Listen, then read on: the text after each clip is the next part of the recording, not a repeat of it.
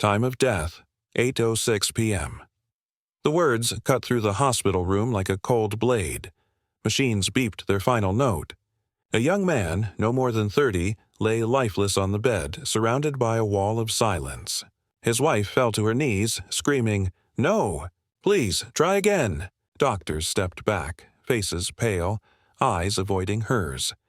"Mrs. Raymond," said Dr. Lewis softly, "we did everything we could, but in the back of the room, a nurse, her dark skin glistening with sweat, her hands still trembling from chest compressions, refused to move. Her name tag read Nurse Grace Coleman. She didn't speak. She just stared at the man on the bed, and something in her soul said not yet. Grace had been a nurse for 15 years. She'd seen death before, but this one felt different. There was something about the man's stillness, the way his hand had twitched just before they stopped. Dr. Lewis turned to her. "Grace," he said firmly, "it's over. Call it," but she didn't move. Instead, she whispered under her breath, "No, I can't." "What?" Grace took a deep breath, stepped closer, and said louder, "I can't call it. He's not gone." The doctor frowned. "You're letting your emotions get in the way. Step aside." But she stood her ground. "You call it if you want, doctor. But I'm not walking away while I still feel a pulse in my faith." The room went silent. Nurses exchanged uneasy glances. The wife, sobbing uncontrollably, crawled toward Grace. "Please," she whispered, grabbing her hand. "You feel something, don't you?" Grace nodded slowly. "I do. I can't explain it. But something's telling me to keep going." Dr. Lewis sighed. "Grace, if you touch that defibrillator again, you'll be violating hospital policy." Grace met his eyes. "Then I'll violate it." She grabbed the paddles. "Charging, 300. She called out. "Grace, stop!" The doctor barked. "Clear!" Electric shock pulsed through the man's chest. His body jerked, then fell still again. Nothing. "Grace, that's enough." But she shook her head, whispering to herself, "Faith without works is dead." Charging again. The air crackled. "Clear!" Shock. Silence. And then one faint beep. The monitor blinked. Then another beep. Dr. Lewis froze. "Wait." Grace pressed her fingers to the man's neck. A pulse. Weak, but real. "He's back," she breathed. The wife screamed, "Oh my God! He's alive!" The doctor stumbled back, eyes wide. "That's not possible. He had no vitals." Grace looked up, tears falling. "Then maybe it wasn't me. Maybe God just reminded you what's possible." Outside the room, the hallway filled with noise. Nurses running, whispers flying. "She brought him back. No heartbeat for 5 minutes." Grace Coleman just did the impossible. But inside, Grace just held the man's hand and whispered, "Welcome back." "Ignored every medical rule in the book," he muttered. "If the board hears about this—" But another nurse whispered, "Doctor, what if it wasn't rule-breaking? What if it was a miracle?" He didn't answer. Back inside the room, the man opened his eyes for a brief second and looked right at Grace. His lips moved faintly. "Thank you." Then he fell unconscious again. Grace's heart jumped. She squeezed his hand. "Don't you worry, I'm not letting go now." By morning, every corner of St. Mary's Hospital was whispering her name. "Did you hear what Nurse Grace did? They said the man was dead for 5 minutes. The doctors are furious, but she saved him." Grace walked through the hallways with her head down, her badge heavy on her chest. She didn't want fame. She just wanted peace. When she entered the ICU, the man she'd revived, Daniel Raymond, was alive, breathing through a tube, color back in his face. His wife sat by the bed holding his hand, eyes red from crying. Grace smiled softly. "How's he doing?" The woman looked up, tears forming again. "He's stable. Because of you. You didn't give up." Grace touched her shoulder. "God didn't give up. I just listened. But peace didn't last long." An hour later, Grace was called into the administrator's office. Inside sat Dr. Lewis and Chief Administrator Karen Briggs, a woman known for her sharp suits and sharper tone. Grace took a breath. You wanted to see me? Karen folded her hands. Nurse Coleman, we've reviewed your report. You performed unauthorized procedures after time of death was declared. Grace met her gaze. Yes, ma'am. Because I didn't believe he was gone. Dr. Lewis frowned. That's not your call to make. You disobeyed a direct order. Grace stayed calm. Sir, with respect, if I'd listened, that man would be in a morgue right now. Karen leaned forward. We're not debating results. We're talking about protocol. Grace's voice wavered, but her eyes didn't. Protocols save lives, but sometimes faith does too. Dr. Lewis slammed his hand on the table. This is a hospital, not a church. The room went still. Grace looked at him sadly. Then maybe that's the problem. The administrator cleared her throat. Grace, you're a fine nurse, but this incident has caused chaos. The media is calling. The board wants answers. The media? Grace blinked. Karen nodded. A video surfaced. Someone filmed the resuscitation through the window. It's gone viral. Grace's heart dropped. Oh no, Dr. Lewis muttered. Now everyone thinks she's some kind of miracle worker. Karen added, until further notice, you're suspended with pay pending investigation. Grace's throat tightened. Suspended? For saving a life? It's not personal, Karen said coldly. It's policy. Grace stood, voice trembling. Policy didn't bring that man back. Faith did, and you can't suspend that. Then she walked out before they could answer. Outside, reporters crowded the hospital entrance. Grace Coleman. Is it true you raised a man from the dead? Are you a miracle nurse? Cameras flashed in her face. She shielded her eyes, whispering, Please, no pictures. Someone shouted, How does it feel to be called just a black nurse one day and a hero the next? Grace froze. That phrase, just a black nurse, had followed her since she started her career. She turned slowly toward the cameras.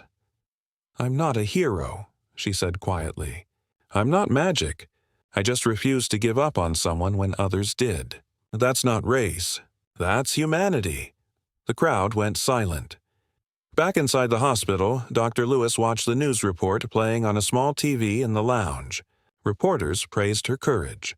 Patients' families called her an angel.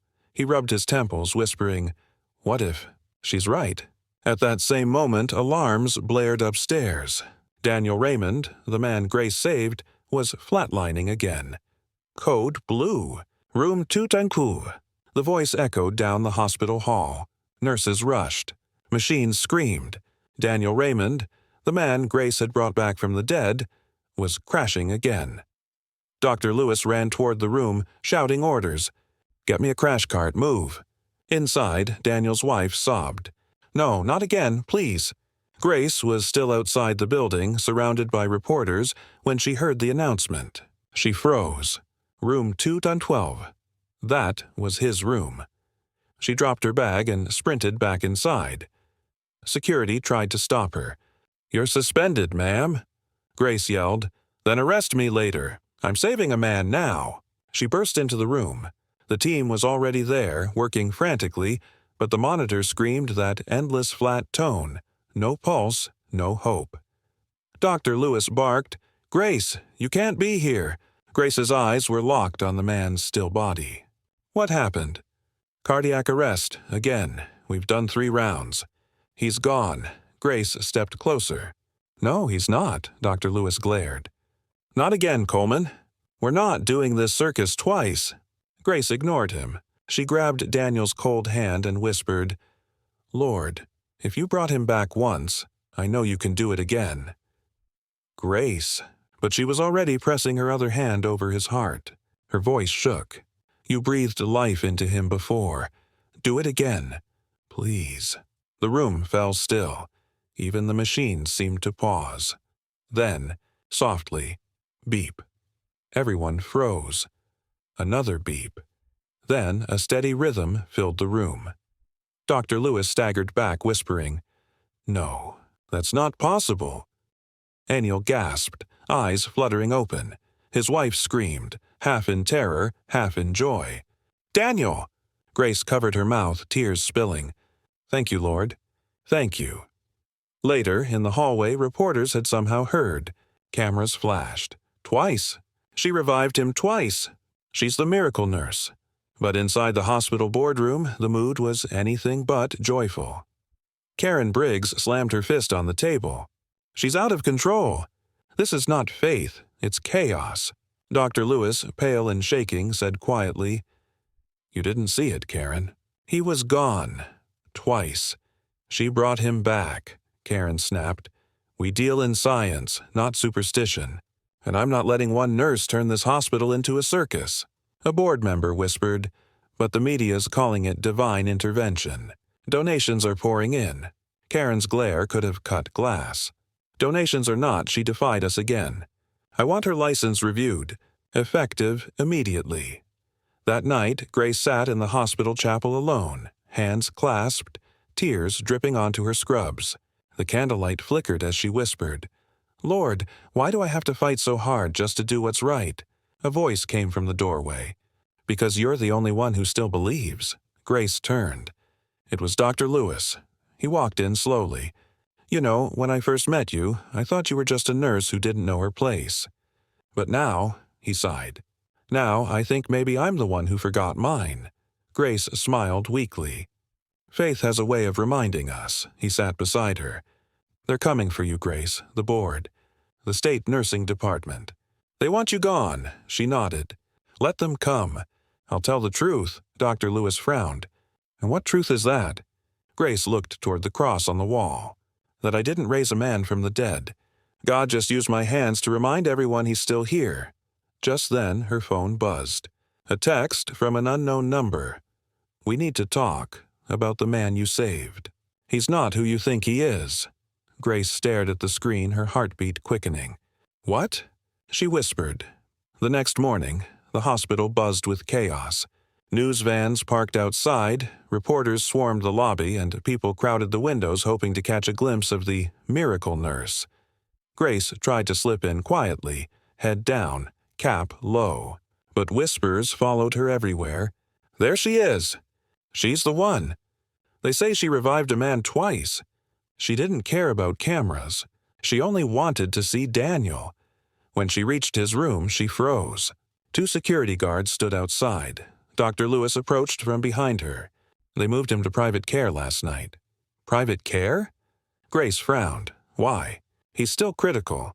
Lewis lowered his voice. "Someone pulled strings from above. Big ones. Said the patient's under government protection now." Grace blinked. "Government protection? For what?" He hesitated. "That's what I'm trying to figure out." Then he handed her a folded paper. "This came to me this morning." For you, Grace opened it. A single line was written in neat handwriting. "Meet me at St. Luke's Chapel tonight. Come alone. It's about Daniel." Her pulse quickened. "Who sent this?" Lewis shrugged. "No idea. But be careful. You've made a lot of people nervous lately." That evening, the city streets were quiet. Grace walked to the small chapel across from the hospital, heart pounding. The stained glass windows glowed faintly in the moonlight. Inside, a man in a gray suit waited near the altar. He looked like someone out of a secret agency. Sharp, calm, dangerous. "Are you Nurse Grace Coleman?" he asked. "Yes," he nodded. "I'm Agent Miles Turner, Department of Homeland Affairs." Grace's stomach dropped. "Homeland? Affairs? What does that have to do with my patient?" Miles looked at her with a strange mix of respect and worry. "The man you saved, Daniel Raymond, isn't just any patient. He was under witness protection." Grace's eyes widened. "Witness protection? For what?" "He's the key witness in a federal corruption case. We moved him to your hospital under a fake identity. He wasn't supposed to survive that night." She stepped back, shocked. "Wasn't supposed to survive? What are you saying?" Miles sighed. "We think someone inside the system wanted him gone before he could testify. His cardiac arrest wasn't natural. Someone tampered with his IV line." Grace felt cold all over. "You're telling me someone tried to murder him in my hospital?" "Yes, and your intervention ruined their plan." She swallowed hard. "You mean, I wasn't just saving a man's life, I was exposing a crime?" Miles nodded. "Exactly. And now, you might be in danger too." Grace looked down at her trembling hands. "Why tell me this?" "Because Daniel's awake now," Miles said quietly. "And he asked for one person. You." Her breath caught. "He's awake. He's being transferred tonight to a secure location. But he said something before we moved him." Grace's heart raced. "What did he say?" Miles looked her in the eyes. He said, "Tell Grace I owe her my life, and that she saved more than just me." Grace blinked back tears. "What does that mean?" Miles's face turned grim. "It means this goes far beyond a miracle. It means the people who wanted him dead now want you silenced." Outside the chapel, in the shadows, a black car idled with its lights off. A man inside lowered the window, watching Grace through a pair of dark sunglasses. He whispered into his phone, "Target identified." "She knows." The next 24 hours blurred into panic and whispers. Everywhere Grace went, eyes followed.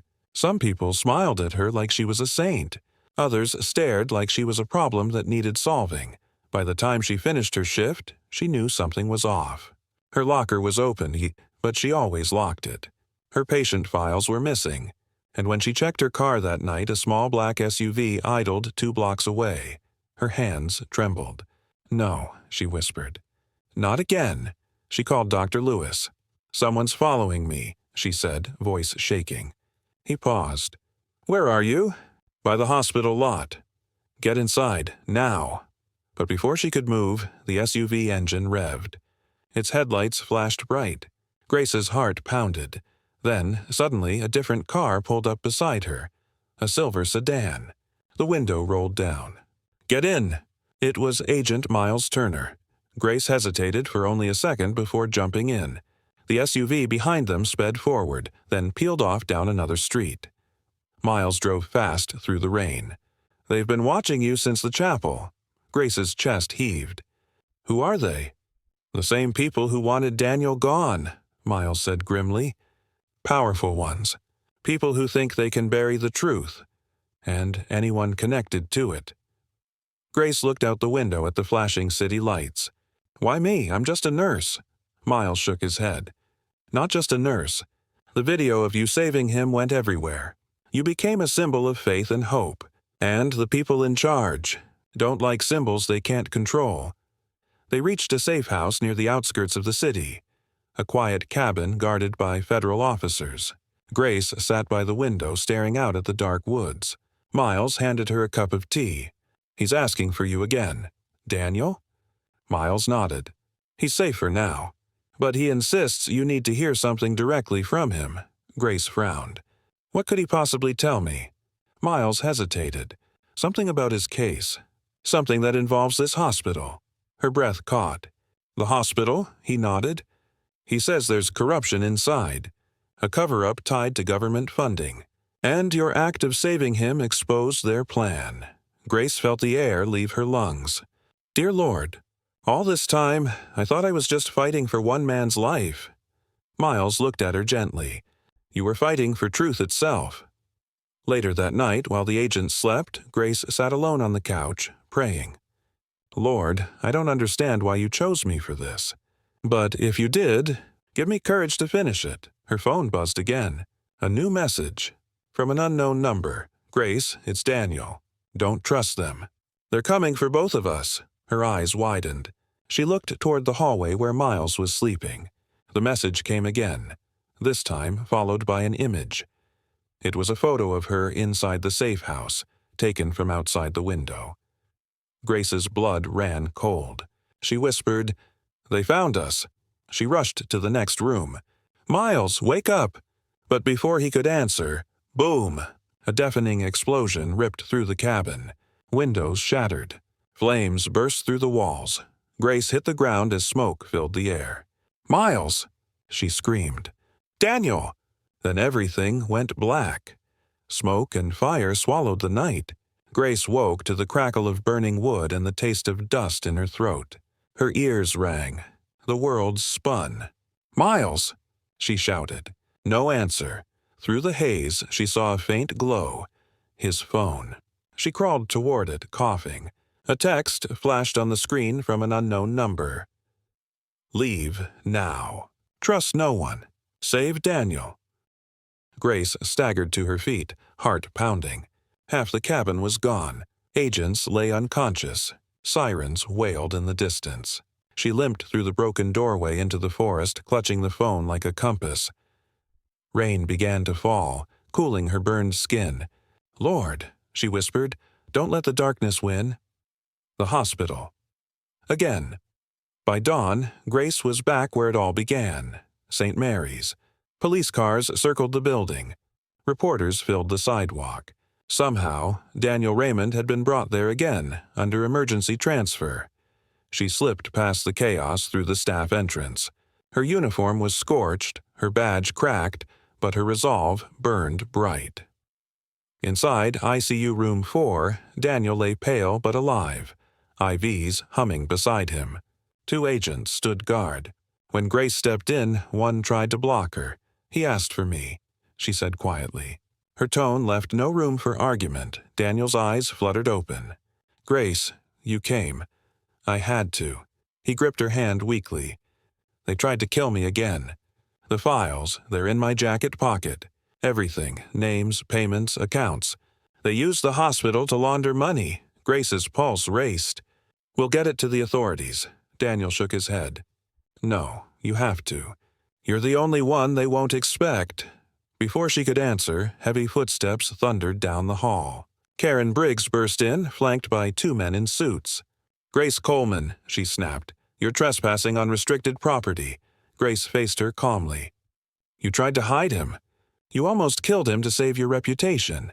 Karen's lips curled. "You think anyone will believe you? You're just a nurse." Grace reached into Daniel's jacket and pulled out a small flash drive. "Maybe not me," she said, holding it up. "But truth doesn't need a title." Karen lunged forward. "Give that to me." Dr. Lewis appeared in the doorway, voice firm. "No, Karen, it's over." Behind him stood 2 FBI agents, and Agent Miles, bandaged but alive. Miles lifted his badge.